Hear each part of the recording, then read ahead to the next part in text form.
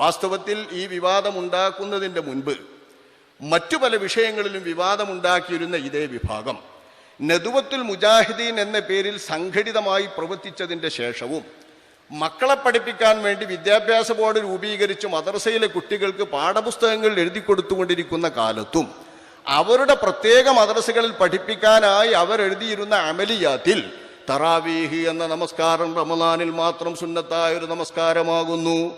ഇത് ഇശാ നമസ്കാരത്തിൻ്റെ ശേഷം മുതൽ പ്രഭാതം വരേക്കുള്ള സമയത്ത് നിർവഹിക്കേണ്ടതാകുന്നു. അത് 20 റക്അത്താകുന്നു എന്നു തന്നെ കുട്ടികളെ പഠിപ്പിച്ചിരുന്നു. കിതാബുൽ അവ്വൽ ഫിൽ അമലിയാത്ത് എന്ന പുസ്തകത്തിൽ MCCകൾ എഴുതിയിരുന്ന ആ പുസ്തകമാണ് അവരുടെ മദ്രസയിലെ പാഠപുസ്തകം പഠിപ്പിച്ചിരുന്നത്. ആദ്യകാലത്ത് ഇത് പഠിപ്പിച്ചിരുന്നുവെന്ന് എല്ലാവർക്കും അറിയാം. പല പ്രസിദ്ധ വഅലിന്റെ സദസ്സുകളിലും ആളുകളൊക്കെ ഉദ്ധരിക്കുന്നതാണിത്. അത്തരം ഒരു പാഠത്തിൽ നിന്നും വിശ്വാസത്തിൽ നിന്നും നിലപാടിൽ നിന്നും മാറി ഇപ്പൊ അങ്ങോട്ടും ഇങ്ങോട്ടും സംസാരിക്കുമ്പോൾ വിവാദം മുറുകുമ്പോൾ ലക്ഷ്യങ്ങൾ അങ്ങോട്ടും ഇങ്ങോട്ടും നിരത്തുമ്പോൾ കുറേ നിലപാടിൽ മാറം വരേണ്ടി വരുമല്ലോ. സ്വന്തം പറയുന്നവർക്കുള്ള കേസാത്. അവനവൻ്റെ വക സ്വന്തം കണ്ടെത്തിക്കൊണ്ട് പറയാൻ മെനക്കെട്ടവരൊക്കെ സ്വന്തമായി പറയുന്നതിൻ്റെ അപ്പുറം കേൾക്കുമ്പോൾ മാറ്റേണ്ടി വരും. അഭിപ്രായങ്ങൾ പലതും മാറ്റേണ്ടി വരും. നേരെ മറിച്ച് രേഖപ്പെട്ടതും സ്ഥിരപ്പെട്ടതും മാത്രം അവലംബിച്ചു പറയുകയാണെങ്കിലോ നമ്മളങ്ങനെ മാറൂല. എന്താ മാറാത്തത്? ഷാഫി മദ്ഹബ് അവലംബിച്ചാണ് നമ്മൾ സംസാരിക്കുന്നത്.